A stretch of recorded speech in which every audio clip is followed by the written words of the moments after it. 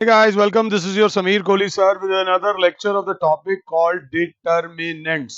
Determinants की NCERT की 4.6 हमारे सामने है। 4.6 का क्वेश्चन नंबर 1 से लेकर 6 के ऊपर NCERT की 4.6 है ये NCERT। ये एक्सरसाइज समझ लो 4 नंबर की एक्सरसाइज है। ये वो बच्चे जिनका मैथ्स वीक है उनकी बड़ी मदद करेगी ये वाली एक्सरसाइज। क्वेश्चन नंबर 1 से लेकर 6 के ऊपर एक लैंग्वेज लिखी हुई है एग्जामिन। वो कह रहे हैं examine the consistency of the system of equations in exercises 1 to 6। तो पहला क्वेश्चन दे रखा है x plus 2y is equals to 2 और 2x plus 3y is equals to 3। इसकी कंसिस्टेंसी के ऊपर बताना है।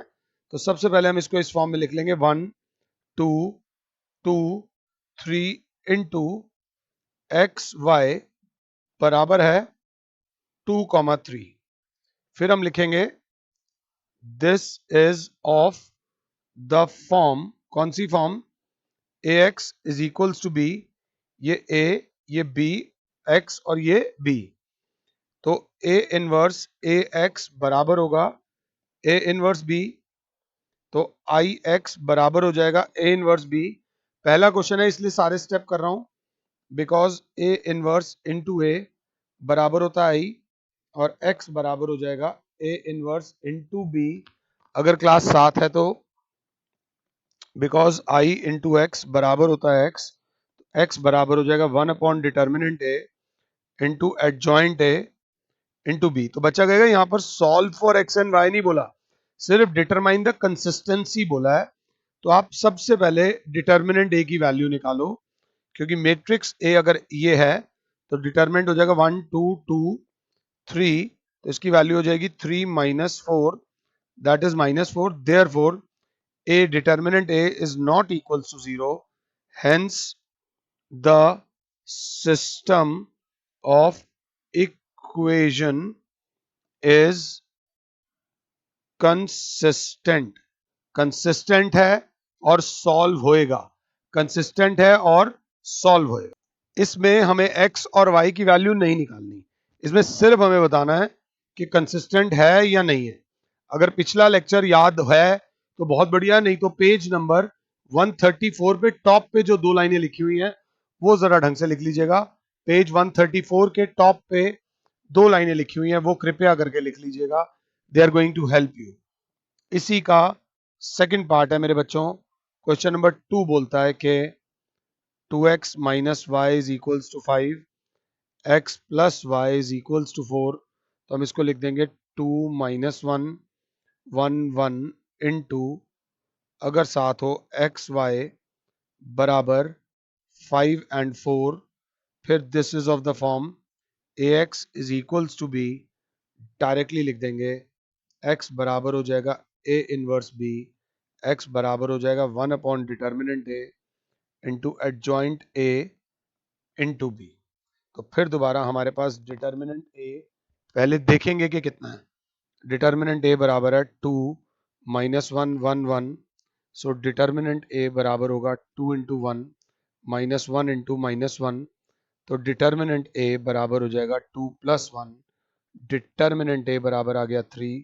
Since determinant a is not equals to 0, therefore system is consistent। कितनी प्यारी किताब है एनसीईआरटी। एक एक चीज बड़े क्लियर तरीके से उन्होंने समझा के हमें दी हुई है कि अभी सॉल्व नहीं कराना सिखा रहे, अभी सिर्फ कंसिस्टेंट और इनकंसिस्टेंट वाली बातें कर रहे हैं। इसी का question number 3, x plus 3y is equals to 5, 2x plus 6y is equals to 8। Time ना वेस्ट करके 1 3 2 6 इंटू, बच्चा बोलेगा एक्स वाई बराबर हो जाएगा 5 एंड 8 के। बच्चा बोलेगा this is of the form A x is equals to B. ये ए है, ये एक्स है और ये बी है। देयरफॉर एक्स बराबर हो जाएगा ए इनवर्स बी एक्स बराबर हो जाएगा 1 upon determinant a into adjoint a into B.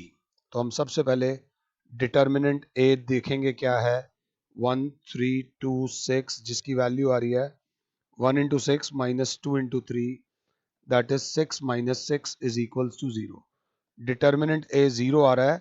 अब इतना हो गया क्योंकि डिटर्मिनेंट ए 0 आ रहा है, therefore system is inconsistent. System is क्या बेटा, इनकंसिस्टेंट। उन्होंने बोला हुआ है कि आप एडजॉइंट ए इंटू बी निकाल लेना, या लैंग्वेज दे रखी है एडजॉइंट ए इंटू बी। अगर जीरो नहीं आता तो हम सीधा लिख देते हैं इनकंसिस्टेंट, और एडजॉइंट ए इंटू बी अगर जीरो आ जाता है तो हम लिख देते हैं कंसिस्टेंट और inconsistent according to the system has infinitely solutions और नो सॉल्यूशंस। ये डिटेल्ड वाली बात है। बट अगर आपका डिटर्मिनेंट ए जीरो आ जाता है तो आप सीधा लिख दोगे द सिस्टम इज इनकंसिस्टेंट। पीछे भी कंसिस्टेंट और इनकंसिस्टेंट बोला है, ज्यादा एक्स्ट्रा करने की जरूरत नहीं है। इसी का फोर्थ वाला पार्ट जो है क्वेश्चन नंबर 4, ध्यान से देखें। x plus y plus z is equal to 1, 2x plus 3y plus 2z is equal to 2, ax plus ay plus 2az is equal to 4। देखो कितना खूबसूरत क्वेश्चन है। खूबसूरत कैसे, हम इसको जब लिखेंगे तो 1 1 1 2 3 2 ए और 2a, अगर क्लास 7 है ए और 2a into x y z is equals to 1 2 and 4। बहुत अच्छे तरीके से देखोगे तो आपको आंसर शायद आराम से मिल जाएगा। इसको जब हमने देखा फिर लिखेंगे हम, this is of the form A x is equals to B. ये ए है, ये एक्स है और ये बी है।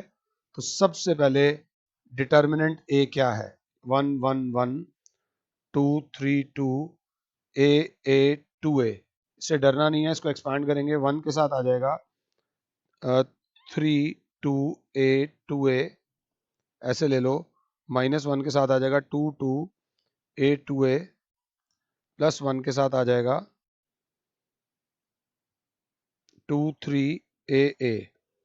तो क्या आ जाएगा, डिटर्मिनेंट ए की वैल्यू, डिटर्मिनेंट ए की वैल्यू आ रही है 6a माइनस 2a, माइनस में 4a माइनस 2a, प्लस में 2a माइनस 3a।